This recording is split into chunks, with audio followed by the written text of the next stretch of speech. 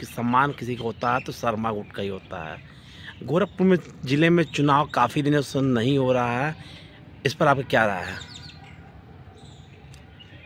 ये सबसे पहले तो मैं आपको नमस्कार करता हूं कि आपने मुझे इस लायक समझा कि जो है इतने बड़े संगठन के लिए मैं चूँकि उसका एक अदना सा कार्यकर्ता हूँ, उस पर अपने विचार दूँ। ये हमारे संगठन के लिए बड़ी शर्म की बात है कि जब कार्यकारिणी का चुनाव हमारे वहाँ 1 वर्ष का होता है, 1 वर्ष समाप्त हो जाने के बाद भी पुरानी कार्यकारिणी अभी रन कर रही है। हमारे प्रदेश अध्यक्ष जी ना अभी उस कार्यकारिणी को भंग करके जो है नई कार्यकारिणी का गठन किया और ना ही चुनाव करा रहे हैं। जब पहले से उन्हें पता था कि जो कार्यकारिणी का समय कब समाप्त हो रहा है, तो ज़िले का सम्मेलन कराना, अच्छा सम्मेलन हुआ, चलिए बहुत अच्छी बात थी। सम्मेलन के तुरंत बाद चुनाव हो सकते थे, लेकिन उसके बाद फिर बहाना बनाया गया कि जो परीक्षा चल रही, परीक्षा के बाद अब मूल्यांकन का बहाना हो गया। फिर अब एक तरह से एडमिशन के बहाने अप्रैल से शुरू हो जाएंगे कि एडमिशन होना है। तो बहाने तो हमेशा चलते रहते हैं कि अगर किसी चीज़ को टालना है तो उसके अपने वहाँ बहानों की कमी नहीं है।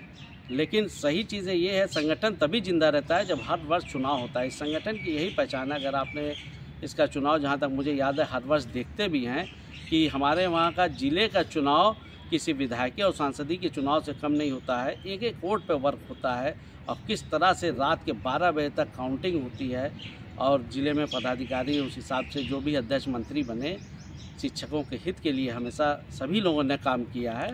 प्रदेश अध्यक्ष जी का कहना कि जिला कमेटी जब चाहे चुनाव करा सहयोग करने तैयार है। जिला कमेटी का कहना कि हमारे पास चुनाव अधिकारी नहीं है।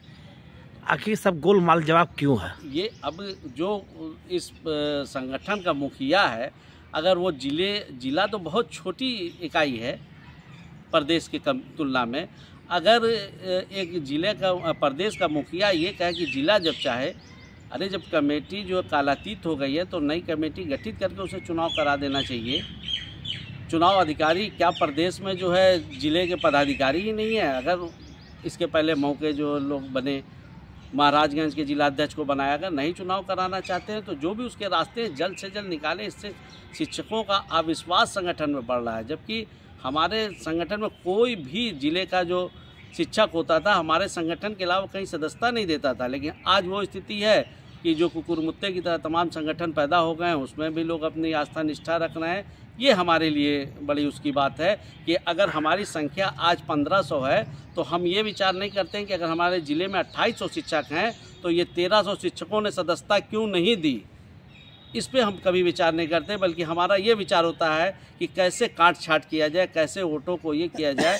तो ये बहुत मतलब गड़बड़ बात है, ख़राब बात है। जब शर्मा जी हुआ करते थे तो इस पे विचार किया करते थे कि अगर ज़िले में 2200 शिक्षक हैं तो 2000 सदस्यता क्यों हमारी आई, 200 शिक्षक हमारे संगठन में क्यों नहीं आस्था रख रहे हैं।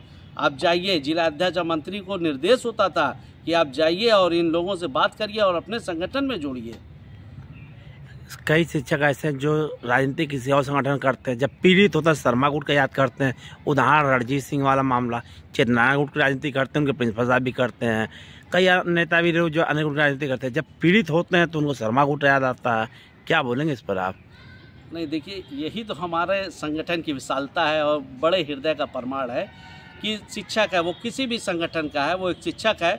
और हम लोग का कर्तव्य यही है कि कोई भी शिक्षक अगर प्रताड़ित है तो बढ़ के उसकी मदद करना, उसको न्याय दिलाना, और हमेशा ये काम हम लोगों ने किया है। शिक्षकों के लिए सदैव श्यामनारायण सिंह खड़े रहते हैं सुख दुख में। ऐसे नेता के बारे में आप क्या बोलेंगे?